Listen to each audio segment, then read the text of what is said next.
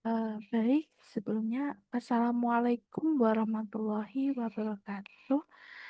Perkenalkan nama saya Novia Ferdiani dengan NIM akhir 1029. Di sini saya akan menjelaskan tentang manajemen transportasi dan distribusi dalam supply chain management.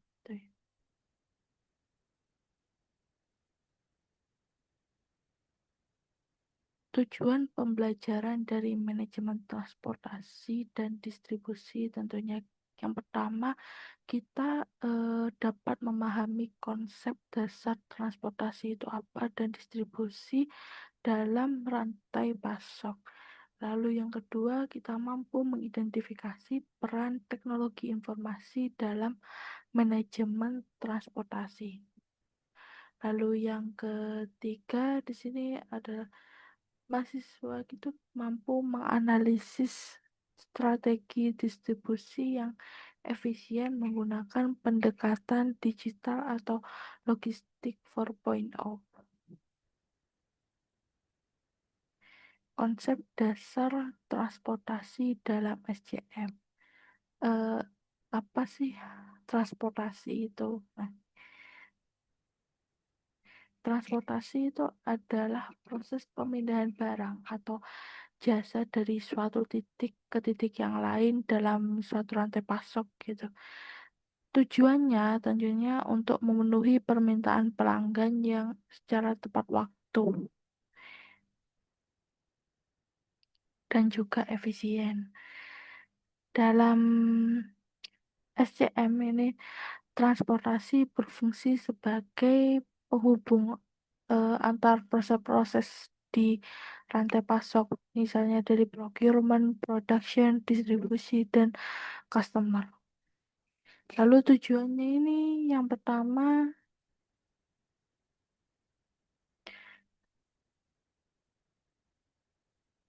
adalah menjamin ketersediaan produk di tempat dan waktu yang dibutuhkan. Jadi tidak kekurangan produk di suatu tempat gitu dan terjadi keterlambatan. Lalu menghubungkan antar pemasok, produsen, gudang, dan juga konsumen. Transportasi juga mengoptimalkan biaya logistik dengan pemilihan moda transportasi yang tepat.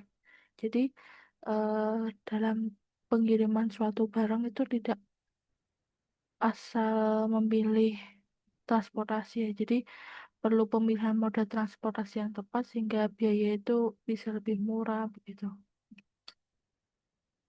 Lalu yang keempat adalah meningkatkan pelayanan pelanggan. Jadi, eh, delivery yang tepat waktu itu kan bisa meningkatkan kepuasan pelanggan begitu.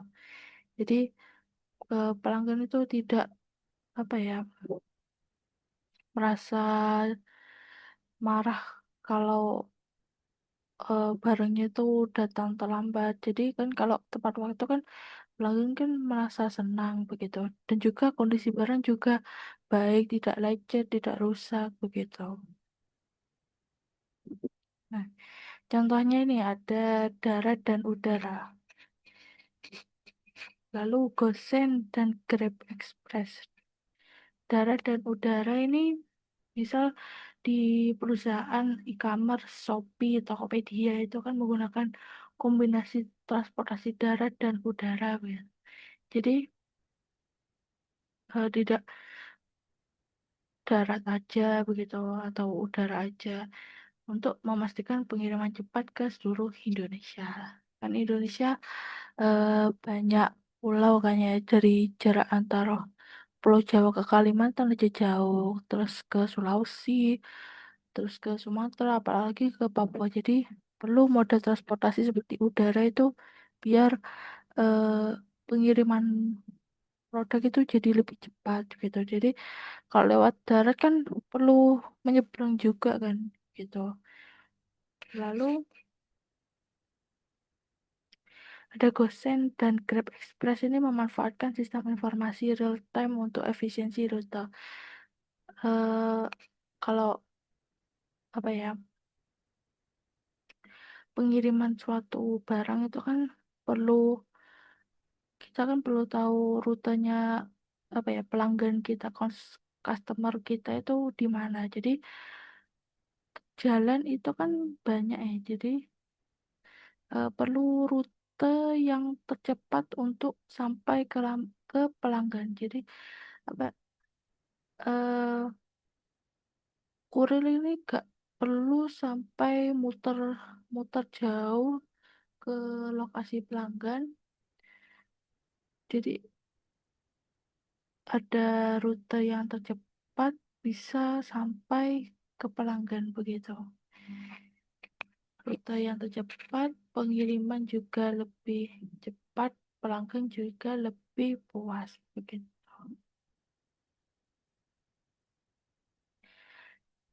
Lalu ada transportasi dalam rantai pasok.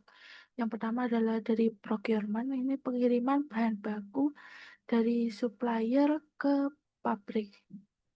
Bahan baku tentunya dari supplier kan perlu ditransportasi dan dibawa ke pabrik dengan suatu moda transportasi begitu. Lalu inventory ini menentukan jumlah persediaan yang aman dengan lead time transportasi. Warehouse, distribusi barang dari gudang ke pelanggan antar gudang.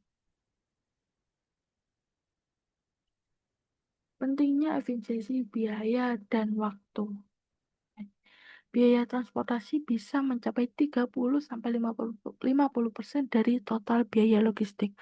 Ini sama dengan ongkir ya. Kita beli itu pasti ada ongkir yang sampai 20 sampai 30 gitu. Itu kan kadang lebih mahal dari barang yang kita beli. Misal harganya cuma 9.000, 10.000 dan ongkirnya sampai 20.000. Jadi lebih banyak ongkir atau biaya transportasi. Lalu efisiensi itu dapat dicapai dengan pemilihan rute yang tercepat dan termurah. Nah, kalau rute terpanjang kan pasti lebih boros ke bensin, terus dari transportasinya juga lebih, apa ya, dari waktu juga kan lebih lama begitu.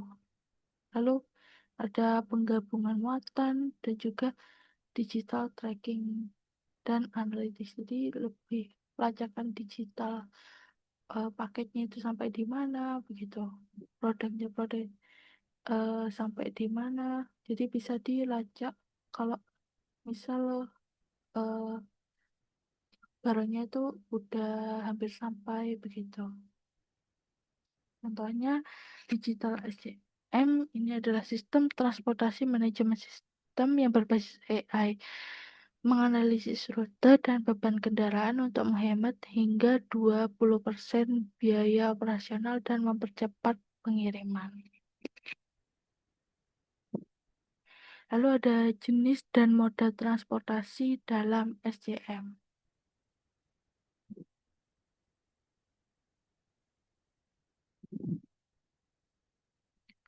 Moda transportasi adalah suatu sarana atau cara pengangkutan barang itu dari suatu titik ke titik yang lain dalam rantai pasok.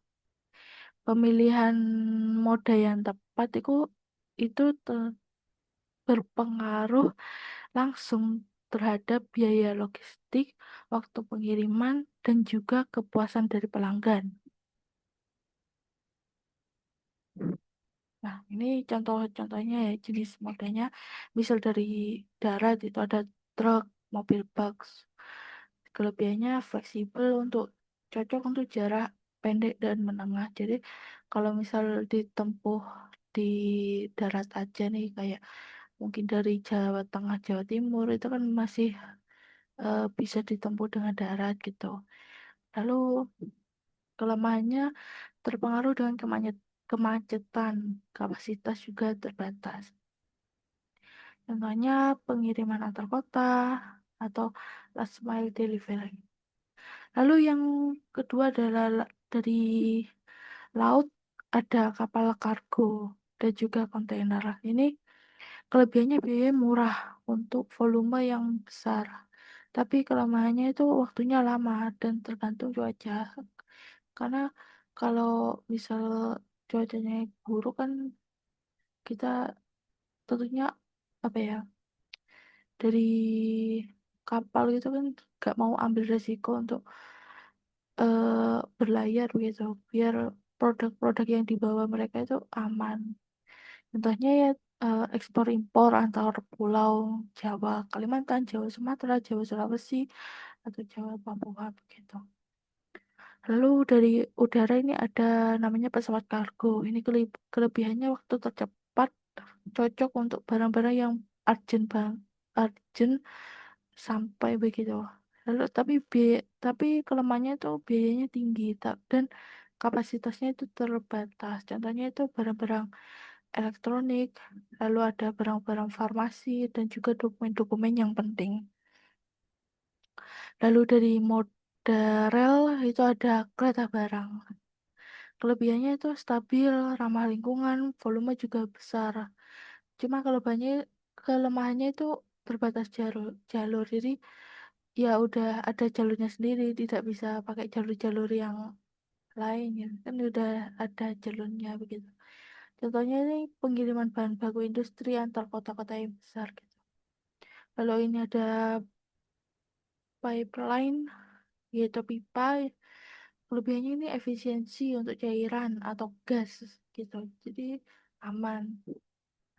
Kelemahannya biaya awal manufaktur tinggi, contohnya adalah transportasi minyak, gas, dan juga air. Kriteria pemilihan moda transportasi. Dalam pemilihan moda transportasi itu juga mempertimbangkan beberapa kriteria. Yang pertama adalah tentunya dari biaya sesuai anggaran dan juga jenis barang. Lalu adalah kapasitas disesuaikan dengan volume dan juga berat barangnya itu berapa. Lalu ada waktu ketepatan pengiriman itu sangat menjadi prioritas kan. Kan sangat berpengaruh dengan kepuasan pelanggan juga kan. Lalu yang keempat adalah jarak. Jarak pendek itu bisa ditempuh dengan darat, jarak jauh itu bisa ditempuh dengan laut atau udara. Lalu keamanan tingkat risiko kerusakan dan kehilangan barang ini paling rentan ya, soalnya kadang banyak barang yang dat, apa, sampai di customer itu dalam keadaan rusak atau lecet begitu. Ada juga barang yang hilang, jadi perlunya keamanan yang tinggi begitu.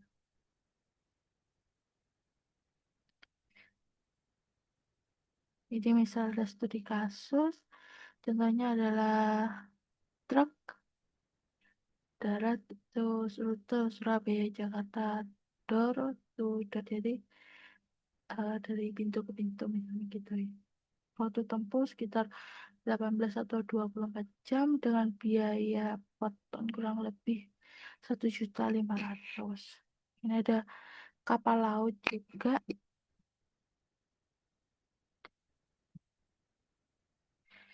eh, pelabuhan ke pelabuhan, dari pelabuhan Surabaya ke Jakarta dengan waktu tempuh 2 sampai 3 hari dengan biaya itu sekitar 800.000, jadi lebih murah ya gitu.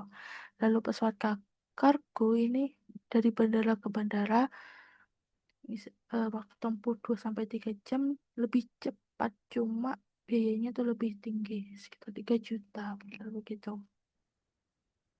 Lalu analisis pemilihan moda transportasi.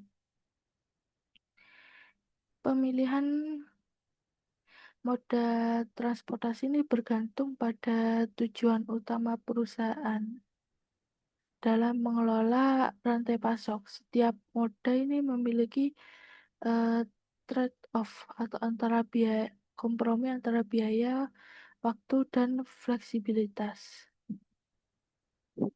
Contohnya, Misal di prioritas utama kita adalah efisiensi biaya, itu bisa memakai moda yaitu laut. Karena biaya per tonnya itu paling rendah dan cocok untuk volume yang besar dan pengiriman yang tidak mendesak tentunya. Kalau misal kita perusahaan itu memprioritaskan waktu lebih cepat sampai ke pelanggan gitu. Ini bisa memilih pakai udara karena waktu pengiriman juga cepat, ideal ideal untuk barang yang bernilai tinggi gitu atau mendesak. Tapi ya resikonya adalah biayanya yang cukup tinggi. Lalu ada fleksibilitas dan jangkauan. Ini eh, bisa dipilih dengan darat karena menjangkau lokasi manapun. Kalau lewat darat kan bisa dari daerah yang sampai ke pelosok-pelosok itu kan bisa kan. Cocok untuk distribusi regional dan last mile delivery gitu. Tidak ada moda yang paling sempurna. Strategi yang terbaik adalah kombinasi atau multimodal transport yang menyesuaikan kebutuhan biaya, waktu, dan jenis produk. Contoh digital ACM adalah platform seperti Delivery dan Cargotage yang menggunakan algoritma optimasi moda campuran untuk menekan biaya sehingga 15 sampai 12% secara optimal. Di sini ada manajemen transportasi dalam SCM. Manajemen transportasi itu adalah proses perencanaan, pengorganisasian, pengendalian, dan optimasi aktivitas pengangkutan barang agar pengiriman berlangsung efisien, tepat waktu, dan juga hemat biaya. Jadi tujuannya itu menurunkan biaya logistik tanpa mengorbankan kecepatan dan keandalan distribusi. Komponen utama manajemen ini ada dua, yaitu perencanaan rute dan jadwal pengiriman, dan juga manajemen armada atau fleet manajemennya. Untuk perencanaan rute dan jadwal pengiriman ini bisa menentukan rute tercepat yang paling dan yang paling hemat bahan bakar begitu. Jadi kalau rute tercepat itu kan apa ya? Bahan bakar tentunya lebih hemat gitu, tidak perlu membuang bahan bakar yang banyak. Kalau yang terjauh kan pasti butuh bahan bakar yang banyak begitu. Lalu menyesuaikan jadwal dengan permintaan dan kapasitas kendaraan. Ini contohnya ini menggunakan Google Maps API dan AI Route Optimizer pada GNT dan Grab Express. Lalu ada manajemen armada, ini pengelolaan kendaraan, truk, mobil, motor untuk efisiensi operasional. Lalu pemeliharaan, pelacakan GPS, dan monitoring pengemudi. Contohnya, flight tracking IoT ini untuk menentukan lokasi dan konsumsi bahan bakar real time.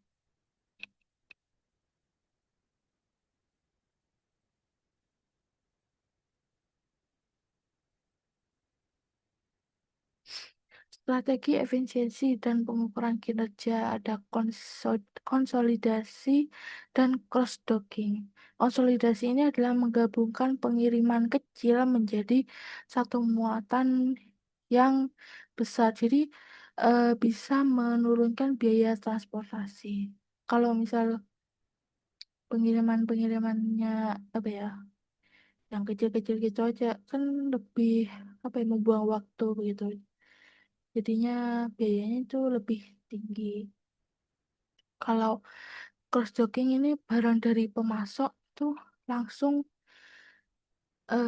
dikirim dipindahkan ke kendaraan tanpa lama-lama di gudang. Jadi eh, bisa menghemat waktu pengiriman dan juga biaya penyimpanan gudang itu bisa semakin murah. Contohnya ini sistem logistik Tokopedia Fulfillment menggunakan konsep cross-docking untuk pengiriman yang cepat. Jadi eh, gak perlu lama-lama gitu di gudang.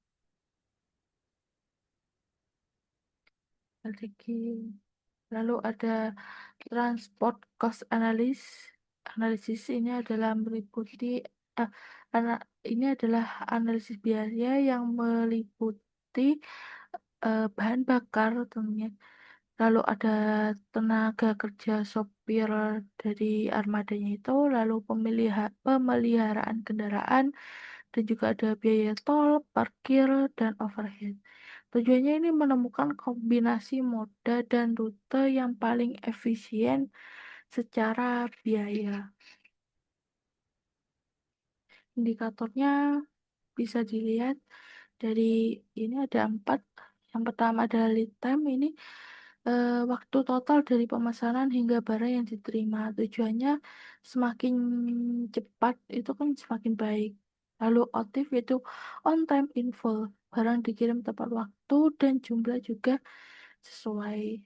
Jadi tujuannya adalah lebih dari sama dengan 95%.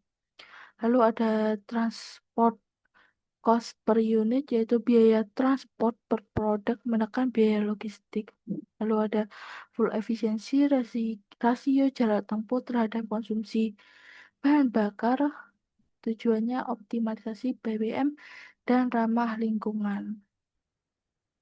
Nah, sistem Transportation Management System atau TMS modern dapat mengintegrasikan data rute armada, biaya, dan KPI untuk memberikan rekomendasi otomatis dalam pengambilan keputusan transportasi. Selanjutnya adalah konsep dan fungsi Transportation Management System atau TMS. Nah, ini adalah pengertiannya. Transportation Management System atau TMS ini sistem berbasis teknologi informasi yang digunakan untuk merencanakan, menjalankan, dan memantau aktivitas transportasi dalam rantai pasok. Jadi tujuannya meningkatkan efisiensi pengiriman, visibilitas logistik, dan pengendalian biaya. Fungsi-fungsi utama dari TMS yang pertama adalah perencanaan rute dan penjadwalan otomatis, jadi mengoptimalkan rute pengiriman dan pemakaian armada. Lalu ada perencanaan pengiriman real time atau tracking dan monitoring, memantau posisi kendaraan dan status pengiriman. Jadi ya sering kita rasakan kalau check out di Shopee atau Tokopedia. Lalu manajemen biaya dan tagihan, menghitung ongkos transportasi, tol, dan juga bahan bakar secara otomatis. Lalu analisis dan laporan kinerja atau dashboard analytics ini menampilkan KPI seperti lead time, OTIF atau flow file efisiensi. Contohnya ini adalah TMS modern menggunakan AI yang memprediksi waktu tiba atau ETA prediction dan IoT sensor untuk mendeteksi ke lokasi kendaraan.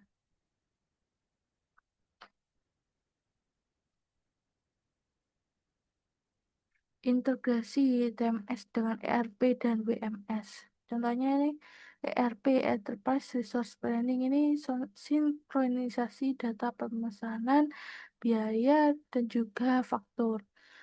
Lalu ada integrasi dengan WMS atau Warehouse Management System, ini mengatur waktu bongkar muat, stok, dan lalu distribusi. Manfaatnya proses otomatis dari order sampai pengiriman sampai pelaporan tanpa input manual.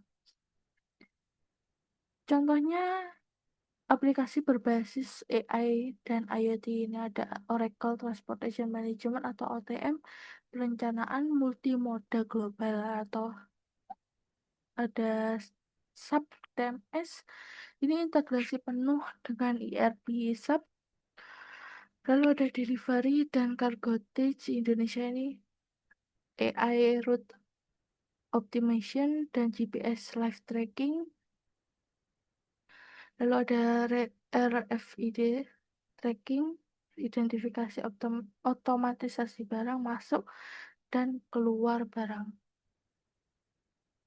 Studi kasus ini contohnya implementasi TMS di perusahaan logistik digital JNT Express Indonesia menggunakan TMS berbasis AI dan GPS untuk memantau lebih lebih dari 20.000 armada, sistem menganalisis rute yang terbaik secara real time berdasarkan lalu lintas itu seperti apa, cuacanya seperti apa, dan beban kendaraannya itu berapa gitu. Hasilnya itu efisiensi bahan bakar meningkat 18%, waktu pengiriman turun menjadi 25%, dan kepuasan itu menjadi naik signifikan tentunya. Kita beralih ke distribusi. Distribusi ini adalah proses penyaluran produk dari produsen ke konsumen melalui berbagai saluran agar produk itu tersedia di tempat, waktu, dan jumlah yang tepat. Di SCM atau rantai pasok ini distribusi merupakan tahap yang paling akhir menghubungkan produk ke konsumen akhir. Peran distribusi dalam kepuasan pelanggan. Yang pertama ini menjamin ketersediaan produk atau availability. Availability. Lalu yang kedua adalah mengurangi waktu tunggu pelanggan, delivery lead time. Lalu yang ketiga adalah meningkatkan kapasitas pengiriman dan layanan purna jual. Yang keempat adalah mendukung pengalaman pelanggan atau customer experience. Yang contohnya adalah Tokopedia dan Shopee ini menggunakan jaringan distribusi gudang atau fulfillment center untuk mempercepat pengiriman ke pelanggan. Ini adalah beberapa saluran dan strategi distribusi. Yang pertama, yang saluran ini ada dua jenis ya, langsung dan tidak langsung. Yang pertama adalah direct. Langsung ini maksudnya produsen itu menjual langsung ke konsumen tanpa perantara. Jadi misalnya itu penjualan online melalui website resmi atau aplikasi. Kan banyak tuh, misal di Instagram itu orang jual-jualan terkait apa ya, misal makanan begitu. Jadi orang ya langsung ke pesan ke produsennya atau ownernya ya dari produknya itu. Jadi mereka yang ngirim langsung sampai ke kita. Jadi tidak perlu melewati beberapa tahapan lain gitu.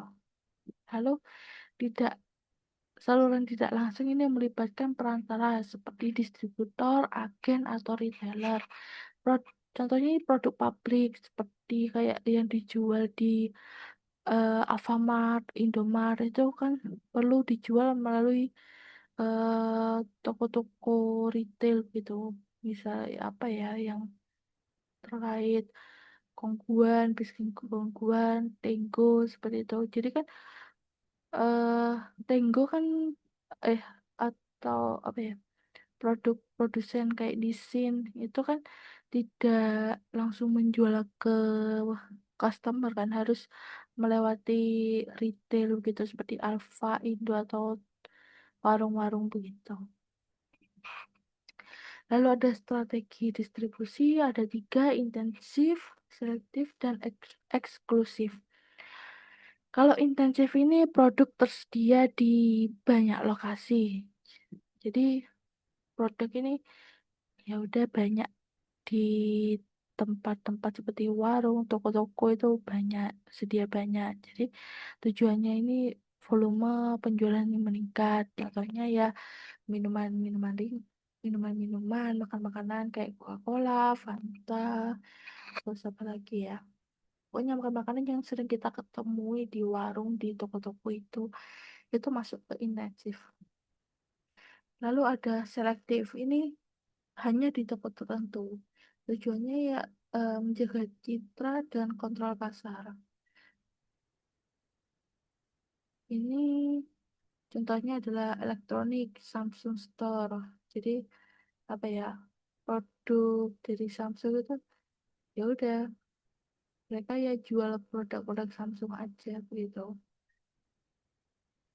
Kalau strategi eksklusif ini distribusi yang sangat terbatas, menciptakan kesan yang premium tujuannya ya. Contohnya ya barang-barang yang mewah gitu. Contohnya mobil-mobil mewah, lalu ada barang-barang mewah seperti tas branded kayak Dior gitu. Artinya barang-barang eksklusif dan punya kesan yang premium. Lalu adalah jaringan dan desain distribusi. Jaringan distribusi adalah struktur fisik dan sistem aliran barang yang menghubungkan produsen, gudang, dan pelanggan akhir. Tujuannya memastikan produk sampai ke pelanggan secara tep- cepat, tepat, dan efisien melalui jaringan desain yang optimal.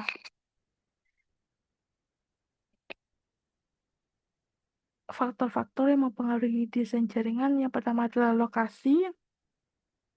Ini menentukan titik gudang dan rute pengiriman. Lalu yang kedua adalah biaya transportasi dan operasional.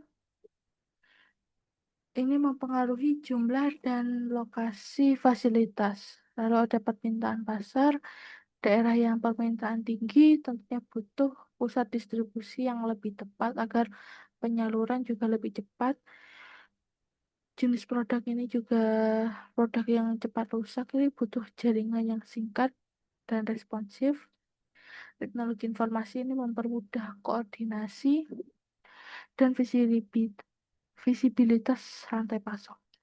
Contohnya adalah perusahaan logistik menggunakan sistem GIS, Geographic Information System, untuk menentukan lokasi gudang optimal. Ini adalah model jaringan ini adalah model jaringan. Ada dua, yaitu sentralis dan juga desentralis. Sentralis ini adalah semua produk itu dikirim dari satu pusat gitu.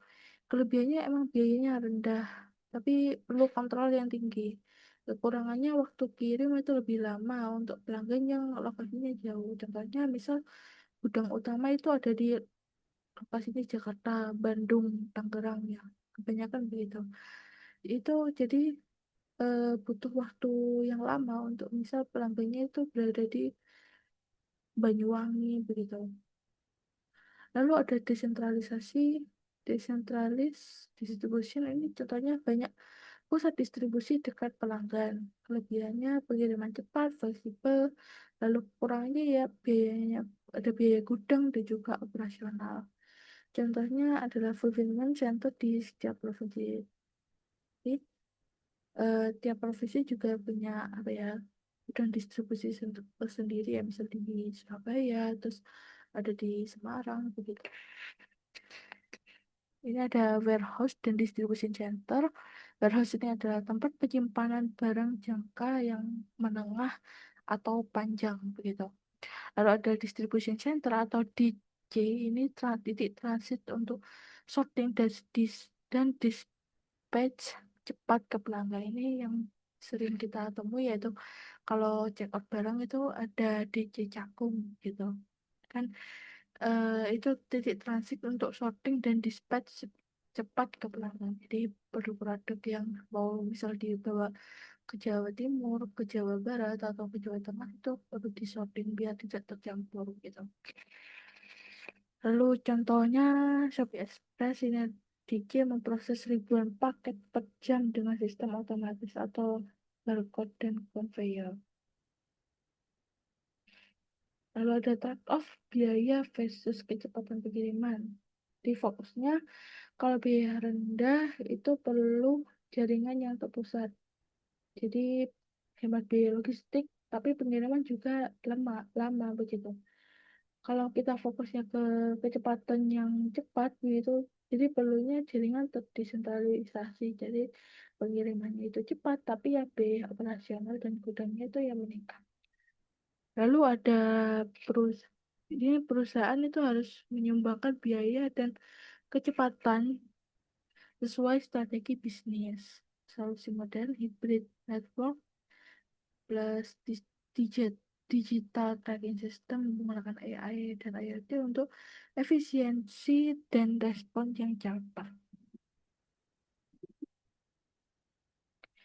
Beberapa teknologi dalam distribusi ini ada GPS tracking ini melacak posisi armada dan juga estimasi waktu pengiriman secara real time-nya itu seperti apa. Atau ini ada RFID, Radio Frequency Identification, untuk mengidentifikasi otomatis barang keluar masuk gudang. Lalu ada IoT, sensor memantau suhu, lokasi dan kondisi barang selama pengiriman. Lalu ada Big Data Analytics ini untuk menganalisis pola pengiriman, rute, dan permintaan untuk prediksi yang lebih akurat. Contohnya Gosen dan juga Ninja Express ini menggunakan algoritma AI mengoptimalkan rute dan mengurangi waktu tempuh sehingga 20%.